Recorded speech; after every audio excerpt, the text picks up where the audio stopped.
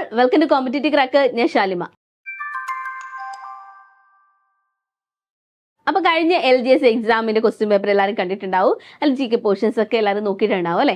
അപ്പൊ നമുക്ക് മനസ്സിലായി ഏതൊക്കെ ഭാഗത്തിന് ഇമ്പോർട്ടൻസ് കൊടുത്ത് പഠിക്കണമെന്നൊക്കെ നമുക്ക് മനസ്സിലായി. അപ്പോൾ ഇന്ന് ഞാൻ നിങ്ങളുടെ അടുത്ത് വന്നിരിക്കുന്നത് കഴിഞ്ഞ ആ ഒരു ക്വസ്റ്റ്യൻ പേപ്പറിൽ ചോദിച്ച നമ്മുടെ കോൺസ്റ്റിറ്റ്യൂഷനുമായി ബന്ധപ്പെട്ട കുറച്ച് ക്വസ്റ്റ്യൻസും അതുപോലെ എക്കണോമിക്സുമായി ബന്ധപ്പെട്ട കുറച്ച് ക്വസ്റ്റ്യൻസും നിങ്ങളുമായിട്ട് ഡിസ്കസ് ചെയ്യാൻ വേണ്ടിയിട്ടാണ്.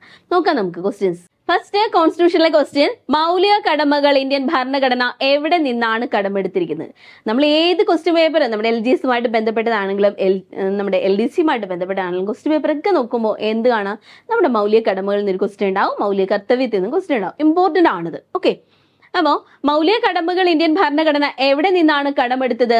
എല്ലാം നമുക്ക് അറിയാവുന്നതാണ് അല്ലെ. എവിടെ നിന്നാണ്? സോവിയറ്റ് യൂണിയനിൽ നിന്നാണ് അല്ലെ, USSR.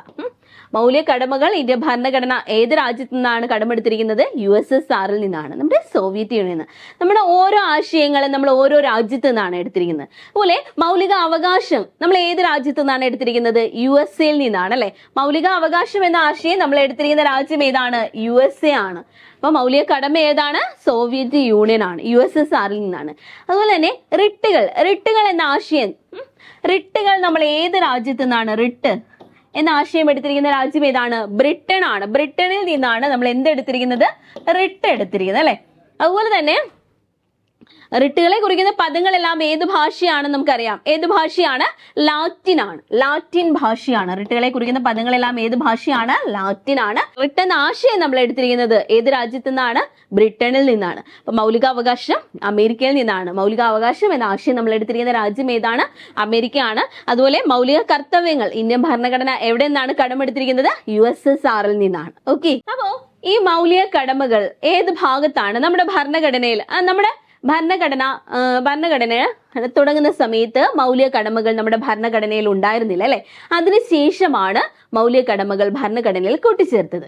അപ്പൊ തുടക്കത്തിൽ മൗലിക കടമകൾ നമ്മുടെ ഭരണഘടനയിൽ ഉണ്ടായിരുന്നില്ല, അതിനുശേഷമാണ് മൗലിക കടമകൾ ഭരണഘടനയിൽ കൂട്ടിച്ചേർത്തത്. ഏത് അമെൻമെന്റിൽ കൂടിയാണ്? നമുക്കറിയാം ഏത് അമെൻമെന്റിലാണ്?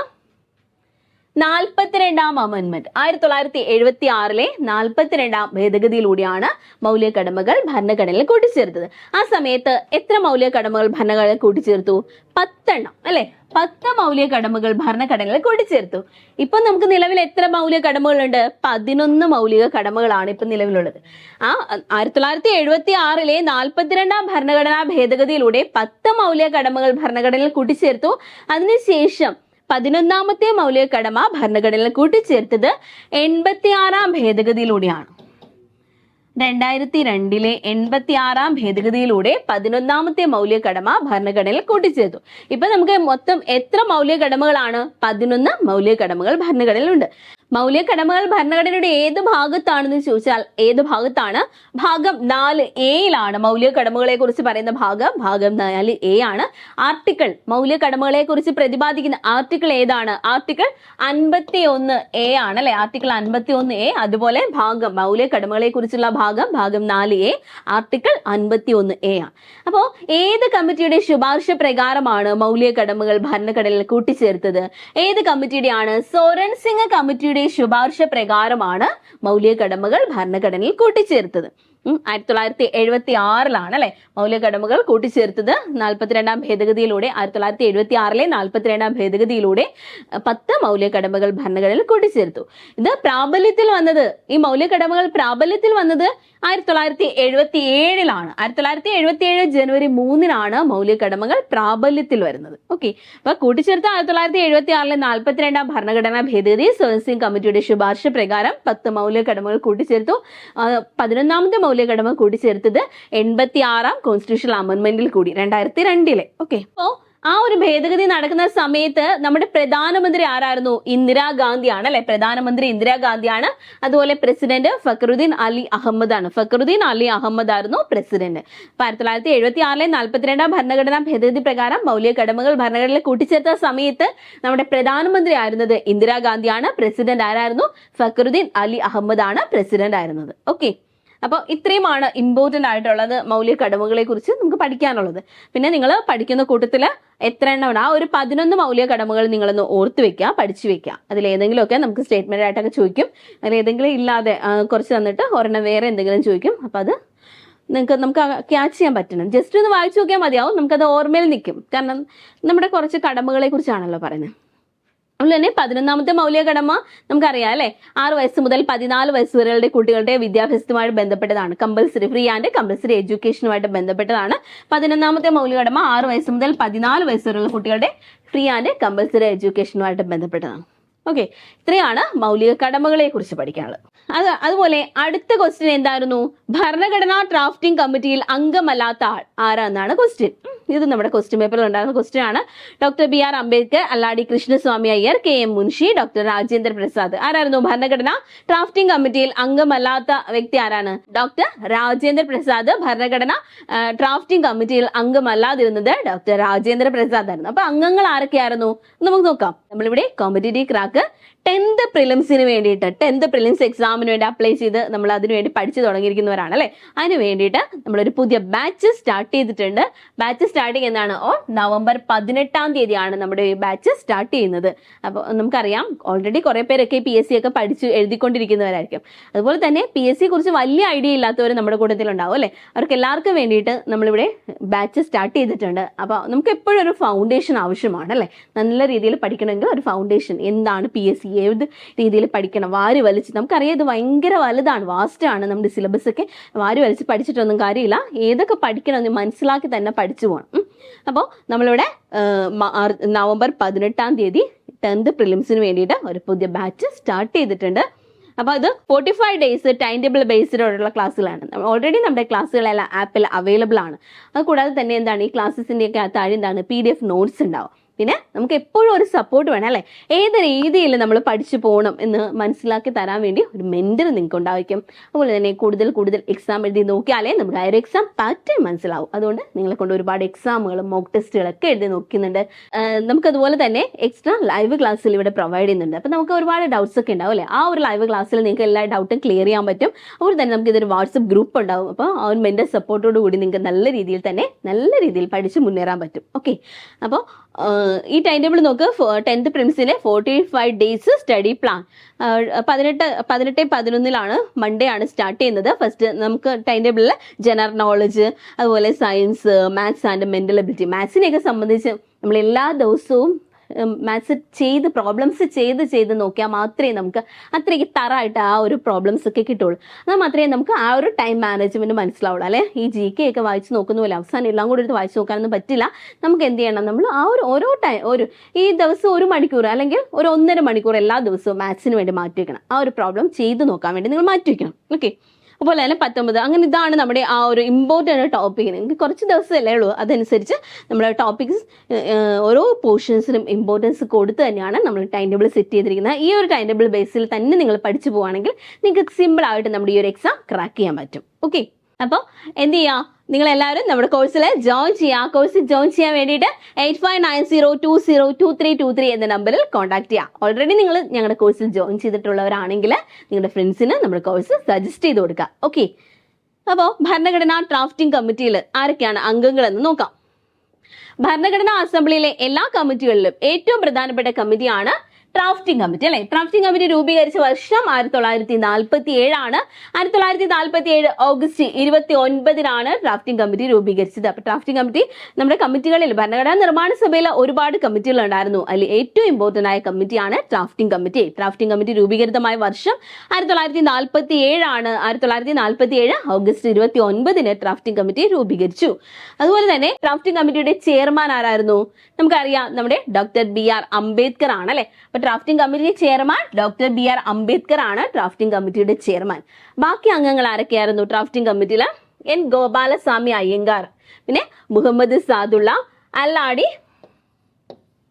അല്ലാടി കൃഷ്ണസ്വാമി അയ്യർ, അതുപോലെ KM മുൻഷി, പിന്നെ ആരാ?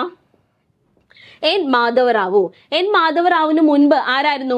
BL മിത്തനാണ് അല്ലെ. ഈ BL മിത്തന് ആരോഗ്യ പ്രശ്നങ്ങളെ തുടർന്ന് BL മിത്തൻ രാജിവെച്ചതിനെ തുടർന്നാണ് അവിടെ ആര് വരുന്നത്? N മാധവറാവു വരുന്നത്. ഓക്കെ, അപ്പൊ മിത്തന് പകരം വരുന്ന ആളാണ് മാധവറാവു. അതുപോലെ തന്നെ TT കൃഷ്ണമാചാരി. TT കൃഷ്ണമാചാരി ആർക്ക് പകരമാണ്? Doctor TP Khaitan. 1948 അദ്ദേഹം അന്തരിച്ചതിനെ തുടർന്നാണ് അവിടെ ആര് അധികാരത്തിൽ വരുന്നത്? TT കൃഷ്ണമാചാരി അധികാരത്തിൽ വരുന്നത്. അപ്പൊ ആരൊക്കെയാണെന്ന് നമുക്ക് നോക്കാം. നോക്കാം. ഡ്രാഫ്റ്റിംഗ് കമ്മിറ്റിയുടെ ചെയർമാൻ ആരാണ്? ഡോക്ടർ BR അംബേദ്കർ ആണ് ഡ്രാഫ്റ്റിംഗ് കമ്മിറ്റിയുടെ ചെയർമാൻ. അംഗങ്ങൾ N ഗോപാലസ്വാമി അയ്യങ്കാർ, മുഹമ്മദ് സാദുള്ള, അലാടി കൃഷ്ണസ്വാമി അയ്യർ, KM മുൻഷി, പിന്നെ N മാധവറാവു, DT കൃഷ്ണമാചാരി. ഇത്രയും പേരാണ് അംഗങ്ങളായിട്ടുള്ളത്. അപ്പൊ ഈ അംഗങ്ങളെല്ലാം നന്നായിട്ട് പഠിച്ചു വെക്കണം. ഇനി അടുത്ത എക്സാമിന് നമുക്ക് ചിലപ്പോൾ ഈ അംഗങ്ങളല്ലാത്തവരെ ഇതേപോലെ തന്നാലും നമുക്ക് ആൻസർ എഴുതാൻ പറ്റണം. ഓക്കെ. മതസ്വാതന്ത്ര്യത്തിനുള്ള വ്യക്തിയുടെ അവകാശം സംരക്ഷിക്കുന്ന ഭരണഘടന അനുച്ഛേദം ഏതെന്നാണ് ക്വസ്റ്റ്യൻ. നമുക്കറിയാം മതസ്വാതന്ത്ര്യത്തെ കുറിച്ച് പറയുന്ന ആർട്ടിക്കിൾ ഏത് ആർട്ടിക്കിൾ ആണ്? ആർട്ടിക്കിൾ 25 ആണ്. മതസ്വാതന്ത്ര്യത്തെ കുറിച്ച് പറയുന്ന ആർട്ടിക്കിൾ 25 ആണ്. അപ്പോൾ മൗലിക അവകാശം എന്ന ആശയം നമ്മൾ എടുത്തിരിക്കുന്ന രാജ്യം ഏത് രാജ്യമാണ്? അമേരിക്കയിൽ നിന്നാണ് എടുത്തിരിക്കുന്നത്. നമ്മുടെ ഭരണഘടന നിലവിൽ വന്ന സമയത്ത് നമുക്ക് എത്ര മൗലിക അവകാശം ഉണ്ടായിരുന്നു? നമുക്കറിയാം 7 മൗലിക അവകാശം ഉണ്ടായിരുന്നു അല്ലെ? ഇപ്പൊ നിലവിൽ നമുക്ക് എത്ര മൗലികാവകാശമാണുള്ളത്? ഇപ്പൊ നമുക്ക് നിലവിൽ 6 മൗലികാവകാശമാണ്. ഒരു അവകാശത്തെ എന്ത് ചെയ്യുന്നത്? നമ്മൾ മൗലികാവകാശത്തിൽ നിന്നും എടുത്തു മാറ്റി. ഏതിനാണ്? സ്വത്തവകാശത്തെ നമ്മൾ മൗലികാവകാശത്തിൽ നിന്ന് എടുത്തു മാറ്റി. സ്വത്തവകാശം 44ാം കോൺസ്റ്റിറ്റ്യൂഷണൽ അമെൻഡ്മെന്റിൽ കൂടി എന്ത് ചെയ്തു? സ്വത്തവകാശത്തെ മൗലികാവകാശത്തിൽ നിന്ന് എടുത്ത് മാറ്റി. ഇപ്പൊ സ്വത്തവകാശം എന്ന് പറയുന്നത് മൗലികാവകാശമല്ല, പകരം എന്താണ്? അതൊരു നിയമപരമായ അവകാശമാണ് അല്ലെ? ലീഗൽ റൈറ്റ് ആണ്, അല്ലെങ്കിൽ കോൺസ്റ്റിറ്റ്യൂഷണൽ അവകാശമാണ്. ഓക്കെ. ഇപ്പൊ സ്വത്തവകാശം ഇപ്പോ നമ്മുടെ എന്താണ്? മൗലിക അവകാശമല്ല. സ്വത്തവകാശം ഇപ്പൊ എന്താണ്? ഒരു നിയമപരമായ അവകാശമാണ്. അപ്പൊ നമുക്ക് മൗലിക അവകാശങ്ങൾ ചോദിക്കുമ്പോൾ ഏതൊക്കെയാണ് മൗലിക അവകാശം? ഇപ്പൊ നിലവിലുള്ള 6 മൗലിക അവകാശം.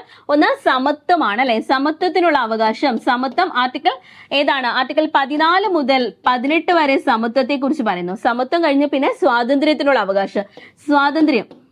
സ്വാതന്ത്ര്യത്തെ കുറിച്ച് പറയുന്നത് ആർട്ടിക്കിൾ 19 മുതൽ 22 വരെ സ്വാതന്ത്ര്യത്തെ കുറിച്ച്. സമത്വം ആർട്ടിക്കിൾ 14 മുതൽ 18 വരെ, സ്വാതന്ത്ര്യം ആർട്ടിക്കിൾ 19 മുതൽ 22 വരെ. പിന്നെ ചൂഷണമാണ് അല്ലെ? ചൂഷണത്തിനെതിരായ അവകാശം 23 മുതൽ 24 വരെ ചൂഷണത്തിനെതിരായ അവകാശത്തെ കുറിച്ച് പറയുന്നു. പിന്നെന്താണ്? ചൂഷണം കഴിഞ്ഞ് പിന്നെന്താണ്? മതസ്വാതന്ത്ര്യത്തിനുള്ള അവകാശം. മതസ്വാതന്ത്ര്യത്തിനുള്ള അവകാശം 25 മുതൽ 28 വരെ മതസ്വാതന്ത്ര്യത്തിനുള്ള അവകാശത്തെ കുറിച്ച് പറയുന്നു. പിന്നെ സാംസ്കാരികവും വിദ്യാഭ്യാസപരവുമായ അവകാശം. സാംസ്കാരികവും വിദ്യാഭ്യാസപരവുമായ അവകാശം ഏതാണ്? 29 മുതൽ 30 വരെ. പിന്നെ ഭരണഘടനാപരമായ പ്രതിവിധി. ഭരണഘടനാപരമായ പ്രതിവിധി ആർട്ടിക്കിൾ 32 ആണ്. അപ്പൊ സമത്വം ആർട്ടിക്കിൾ 14 മുതൽ 18 വരെ, സ്വാതന്ത്ര്യം 19 മുതൽ 22 വരെ, ചൂഷണം 23 മുതൽ 24 വരെ, മതസ്വാതന്ത്ര്യം 25 മുതൽ 28 വരെ, സാംസ്കാരികവും വിദ്യാഭ്യാസവും 29 മുതൽ 30 വരെ, ഭരണഘടനാപരമായ പ്രതിവിധി ആർട്ടിക്കിൾ 32. ഓക്കെ. അപ്പൊ ഇതാണ് നമ്മുടെ മൗലിക അവകാശങ്ങൾ. അപ്പോൾ തന്നെ ഈ മൗലിക അവകാശവുമായിട്ട് ബന്ധപ്പെട്ട് മൗലിക അവകാശങ്ങളുടെ സംരക്ഷകൻ എന്നറിയപ്പെടുന്നത് നമുക്കറിയാം ആരാണ്? സുപ്രീം കോടതിയാണ് അല്ലെ? മൗലിക അവകാശങ്ങളുടെ സംരക്ഷകൻ സുപ്രീം കോടതിയാണ്. അതുപോലെ മൗലിക അവകാശങ്ങൾ സാധിച്ചു കിട്ടിയില്ലെങ്കിൽ ഒരു പൗരൻ ആരെ സമീപിക്കാൻ പറ്റും? കോടതിയെ സമീപിക്കാൻ പറ്റും. മൗലിക അവകാശം എന്ന് പറയുന്നത് ജസ്റ്റീഷ്യബിൾ ആണ്. അപ്പൊ മൗലിക അവകാശവുമായി ബന്ധപ്പെട്ട് കോടതിക്ക് എന്ത് പുറപ്പെടുവിക്കാനുള്ള അധികാരമുണ്ട്? റിട്ടുകൾ പുറപ്പെടുവിക്കാൻ അധികാരമുണ്ട്. സുപ്രീം കോടതിക്കും ഹൈക്കോടതിക്കും മാത്രമാണ് റിട്ട് പുറപ്പെടുവിക്കാൻ അധികാരമുള്ളത്. സുപ്രീം കോടതിക്ക് റിട്ട് അധികാരം നൽകുന്ന ആർട്ടിക്കിൾ ഏത് ആർട്ടിക്കിൾ ആണ്? ആർട്ടിക്കിൾ 32. ഹൈക്കോടതിക്ക് റിട്ട് അധികാരം നൽകുന്ന ആർട്ടിക്കിൾ 226. ഓക്കെ. അടുത്തത് എക്കണോമിക്സുമായിട്ട് ബന്ധപ്പെട്ട ഒരു ക്വസ്റ്റ്യൻ ആണ്. സെബിയുടെ പൂർണ്ണ രൂപം എന്തെന്നാണ്? അത് സിമ്പിൾ ക്വസ്റ്റ്യൻ ആണ് അല്ലെ? എല്ലാവർക്കും അറിയാവുന്ന ക്വസ്റ്റ്യൻ ആണ്. സെബിയുടെ പൂർണ്ണ രൂപം എന്താണ്? Security and exchange board of India എന്നാണ്. അപ്പോൾ സെക്യൂരിറ്റി ആൻഡ് ഇത് നോക്ക്, നമ്മൾ നല്ല സിമിലാരിറ്റി ഉള്ള ഓപ്ഷൻസ് ആണ് അവരിട്ടിരിക്കുന്നത്. അപ്പൊ തെറ്റിപ്പോവാൻ സാധ്യതയുണ്ട്, പെട്ടെന്ന് നോക്കിയില്ല. അപ്പോൾ securities and exchange board of India, അതാണ് സെബിയുടെ പൂർണ്ണരൂപം. Securities and exchange board of India. നമുക്കറിയാം ഇനി LGS എക്സാമിനൊക്കെ വളരെ കുറച്ച് ദിവസങ്ങൾ മാത്രമാണുള്ളത്. ആ ഒരു ടൈമിനുള്ളിൽ നമ്മൾ ഓൾറെഡി പഠിച്ചിട്ടുണ്ടായിരിക്കും അല്ലെ? എന്നാലും ഇമ്പോർട്ടന്റ് ആയ ടോപ്പിക് ഒന്ന് കവർ ചെയ്യുക, ഒന്ന് പൊടിതട്ടി എടുത്താൽ മാത്രമേ നമുക്ക് എക്സാം ഹാളിൽ നല്ല കോൺഫിഡൻസോടെ എക്സാം അറ്റൻഡ് ചെയ്യാൻ പറ്റുള്ളൂ. അപ്പൊ നമ്മളിവിടെ കോമ്പറ്റേറ്റീവ് ക്രാക്കർ LGS എക്സാമിന് വേണ്ടിയിട്ട് 20 ഡേയ്സിന്റെ ഒരു ബാച്ച് സ്റ്റാർട്ട് ചെയ്തിട്ടുണ്ട്. അപ്പൊ എന്താണ്? നവംബർ 14-ാം തീയതിയാണ് നമ്മുടെ ഈ ഒരു ബാച്ച് സ്റ്റാർട്ട് ചെയ്യുന്നത്. ആ ഒരു ഇമ്പോർട്ടന്റ് ആയ ടോപ്പിക്കിന് കൂടുതൽ പ്രാധാന്യം കൊടുത്ത് തന്നെയാണ് നമ്മൾ ആ ഒരു കുറഞ്ഞ സമയം കൊണ്ട് ഇത് കവർ ചെയ്ത് ഈ സിലബസ് കവർ ചെയ്തെടുക്കുന്നത്. ഓക്കെ. അപ്പൊ time table based crash course ആണിത്. അപ്പൊ നല്ല രീതിയിൽ നമ്മൾ ഫുൾ ടൈം ഇതിനു വേണ്ടി ആ ഒരു 20 ദിവസം ഫുൾ ടൈം ഇതിനു വേണ്ടി ഇരിക്കുവാണെങ്കിൽ നമുക്ക് ഈ ഒരു എക്സാം സിമ്പിൾ ആയിട്ട് ക്രാക്ക് ചെയ്യാൻ പറ്റും. പറ്റും. ഓക്കെ, അപ്പോൾ നമ്മൾ ടൈം ടേബിൾ ഓറിയന്റഡ് ആയിട്ടുള്ള ക്ലാസ്സുകളാണ്, സിലബസ് ഓറിയന്റഡ് ആയിട്ടുള്ള ക്ലാസ്സുകളാണ് പ്രൊവൈഡ് ചെയ്യുന്നത്. ഓൾറെഡി ക്ലാസ്സുകൾ നമ്മുടെ ആപ്പിൽ ഉണ്ടാവും. ഇതിന് പുറമേ നമ്മൾ എക്സ്ട്രാ ലൈവ് ക്ലാസ്സുകൾ പ്രൊവൈഡ് ചെയ്യുന്നുണ്ട്. അപ്പോൾ എല്ലാവരും നല്ല രീതിയിൽ പഠിക്കാൻ തയ്യാറാണെങ്കിൽ ഈ ടൈം ടേബിൾ വെച്ച് നമുക്ക് സിമ്പിളായിട്ട് ഈ ഒരു കോഴ്സ് ജോയിൻ ചെയ്തിട്ട് സിമ്പിളായിട്ട് നമുക്ക് എന്ത് ചെയ്യാൻ പറ്റും, എക്സാം ക്രാക്ക് ചെയ്യാൻ പറ്റും. ഓക്കെ, അപ്പോൾ കോഴ്സ് ജോയിൻ ചെയ്യാൻ വേണ്ടിയിട്ട് 8590202323 എന്ന നമ്പറിൽ എല്ലാവരും കോൺടാക്ട് ചെയ്യുക. ഓക്കെ, അപ്പോൾ ഈ ക്വസ്റ്റ്യൻ നോക്കുക. താഴെ പറയുന്ന പ്രസ്താവനകൾ മുഹമ്മദ് യൂനുസിനെ സംബന്ധിക്കുന്ന ശരിയായ പ്രസ്താവനകൾ ഏതെല്ലാം? ഫസ്റ്റ് എന്താണ്? ഗ്രാമീൺ ബാങ്ക് സ്ഥാപകൻ, ബംഗ്ലാദേശിലെ നിയുക്ത പ്രസിഡന്റ്, അതുപോലെ നൊബേൽ സമ്മാന ജേതാവ്. ഇതിൽ ഏതാണ് കറക്റ്റായ സ്റ്റേറ്റ്മെന്റ്? ഏതാണ്? ഗ്രാമീൺ ബാങ്ക് സ്ഥാപകൻ അല്ലെ, ബംഗ്ലാദേശ് ഗ്രാമീൺ ബാങ്ക് സ്ഥാപകനൊക്കെ ആരാണ്? നമ്മുടെ മുഹമ്മദ് യൂനുസ് ആണ്, അത് നമുക്കറിയാം. അപ്പൊ ഇത് ശരിയായ പ്രസ്താവനയാണ് അല്ലെ. ബംഗ്ലാദേശിലെ നിയുക്ത പ്രസിഡന്റ് അത് തെറ്റാണ്, തെറ്റായ പ്രസ്താവനയാണ്, അല്ല. അതുപോലെ നൊബേൽ സമ്മാന ജേതാവ് അത് ശരിയായ പ്രസ്താവനയാണ്. അപ്പൊ ഇതിൽ വരുന്നത് ഏതൊക്കെയാണ്? ഓപ്ഷൻ ഡി ആണ് ഇതിന്റെ ആൻസർ ആയിട്ട് വരുന്നത്. ഓപ്ഷൻ ഡി 1, 3 പ്രസ്താവനകൾ ശരിയാണ്. ഓക്കെ, അപ്പൊ ബാങ്കിങ് അത് കുറച്ച് ഇമ്പോർട്ടൻസ് കൊടുത്ത് തന്നെ പഠിക്കണം കേട്ടോ. ആ ഒരു ബേസിക് ആയിട്ടുള്ള കാര്യങ്ങൾക്ക് കുറച്ച് ഇമ്പോർട്ടൻസ് കൊടുത്ത് പഠിക്കണേ. ഓക്കെ, ആ ഒരു പോർഷൻ കവർ ചെയ്തെടുക്കണം. അടുത്ത ക്വസ്റ്റ്യൻ, താഴെ പറയുന്നവയിൽ ഇന്ത്യയുടെ സാമ്പത്തിക ആസൂത്രണവുമായി ബന്ധപ്പെട്ട് ശരിയല്ലാത്ത പ്രസ്താവന ഏതെന്നാണ് ക്വസ്റ്റ്യൻ. നോക്ക്, 1950 ആസൂത്രണ കമ്മീഷൻ നിലവിൽ വന്നത്. അത് ശരിയായ പ്രസ്താവനയാണ്. 1ാം പഞ്ചവത്സര പദ്ധതി ഇന്ത്യക്ക് ഭക്ഷ്യ സ്വയംപര്യാപ്ത ഉദ്ദേശിച്ചിട്ടുള്ളതായിരുന്നു. അതുപോലെ അമേരിക്കൻ മോഡൽ ആയിരുന്നു ഇന്ത്യയുടെ പഞ്ചവത്സര പദ്ധതികൾ. അതെന്താണ്? അത് തെറ്റാണ് അല്ലെ. പഞ്ചവത്സര പദ്ധതി എന്ന ആശയം നമ്മൾ എടുത്തിരിക്കുന്നത് ഏത് രാജ്യത്തു നിന്നാണ്? USSRൽ നിന്നാണ്. പഞ്ചവത്സര പദ്ധതി എന്ന ആശയം നമ്മൾ എടുത്തിരിക്കുന്നത് USSRൽ നിന്നാണ്. പഞ്ചവത്സര പദ്ധതി ലോകത്ത് ആദ്യമായിട്ട് നടപ്പിലാക്കിയ ഭരണാധികാരി ആരെന്ന് ചോദിച്ചാൽ ആരാണ്? ജോസഫ് സ്റ്റാലിൻ ആണ്. ഓക്കെ, അതുപോലെ ആസൂത്രണ കമ്മീഷന്റെ ആദ്യ ചെയർമാൻ ജവഹർലാൽ നെഹ്റു ആയിരുന്നു. ഇത് കറക്റ്റ് ആണ്. ഓക്കെ, അപ്പൊ തെറ്റ് ഓപ്ഷൻ സി. അടുത്ത ക്വസ്റ്റ്യൻ നീതി ആയോഗുമായിട്ട് ബന്ധപ്പെട്ടാണ്. അപ്പൊ നീതി ആയോഗ് എപ്പോഴും എക്സാമിന് ചോദിക്കുന്നതാണ്, ഇമ്പോർട്ടന്റ് ആണ്. എല്ലാ എക്സാമിനും നീതി ആയോഗിൽ ഒരു ക്വസ്റ്റ്യൻ ഉണ്ടാവും അല്ലെ. അപ്പൊ നീതി ആയോഗിന്റെ 2023-24 സുസ്ഥിര വികസന ലക്ഷ്യങ്ങളുടെ റിപ്പോർട്ട് പ്രകാരം കേരളത്തോടൊപ്പം 1ാം സ്ഥാനം പങ്കിട്ട സംസ്ഥാനം ഏതെന്നാണ് ക്വസ്റ്റ്യൻ. ഏത് സംസ്ഥാനമാണ്? ഉത്തരാഖണ്ഡ് ആണ്. ഏത് സംസ്ഥാനമാണ്? നീതി ആയോഗിന്റെ 2023-24 സുസ്ഥിര വികസന ലക്ഷ്യങ്ങളുടെ റിപ്പോർട്ട് പ്രകാരം കേരളത്തോടൊപ്പം 1ാം സ്ഥാനം പങ്കിട്ട സംസ്ഥാനം ഏത് സംസ്ഥാനമാണ്? ഉത്തരാഖണ്ഡ്. ഓക്കെ, അപ്പൊ നീതി ആയോഗിന്റെ ഫുൾ ഫോം ഒക്കെ ചില എക്സാമിന് ചോദിക്കും. ഇത് കുറച്ച് ടഫായിട്ട് തന്നെയാണ്. ചിലത് നോർമൽ ആയിട്ട് നീതി ആയോഗിന്റെ ഫുൾ ഫോം എന്താണ്, നീതി ആയോഗ് നിലവിൽ വന്ന വർഷം ഏതാണ്, നീതി ആയോഗിന്റെ ആദ്യത്തെ പ്രധാനമന്ത്രി, അങ്ങനെയുള്ള കാര്യം, ആ നീതി ആയോഗിന്റെ ആദ്യത്തെ ചെയർമാൻ, വൈസ് ചെയർമാൻ, അങ്ങനെയുള്ള കാര്യങ്ങൾ, CEO ഒക്കെ ചോദിക്കും. അപ്പോൾ നീതി ആയോഗിന്റെ പോർഷന് കുറച്ച് അധികം ഇമ്പോർട്ടൻസ് കൊടുത്ത് തന്നെ നിങ്ങൾ പഠിക്കണം കേട്ടോ. ഓക്കെ, 5 ഇയർ പ്ലാൻ, അതുപോലെ ആസൂത്രണ കമ്മീഷൻ, എക്കണോമിക്സുമായിട്ട് ബന്ധപ്പെട്ട് ആ ഒരു ഏതൊക്കെ ബാങ്കിങ് ബേസിക് ആയിട്ടുള്ള കാര്യങ്ങൾക്ക് കൂടുതൽ ഇമ്പോർട്ടൻസ് കൊടുത്ത് പഠിക്കണം കേട്ടോ. ഓക്കെ, അപ്പോൾ ഇത്രയും ക്വസ്റ്റ്യൻസ് ആണ് കഴിഞ്ഞ എക്സാമിൽ നിന്ന് ഞാൻ എടുത്തിരിക്കുന്ന ക്വസ്റ്റ്യൻസ്. ഇത്രയുമാണ്. അപ്പോൾ ഇത്രയും നിങ്ങൾക്ക് ക്ലിയർ ആയിട്ട് ഉണ്ടാവും ഞാൻ വിശ്വസിക്കുന്നു. വീണ്ടും വേറെ ക്ലാസ്സുമായിട്ട് ഞാൻ നിങ്ങളുടെ മുന്നിൽ വരുന്നതായിരിക്കും. Okay, thank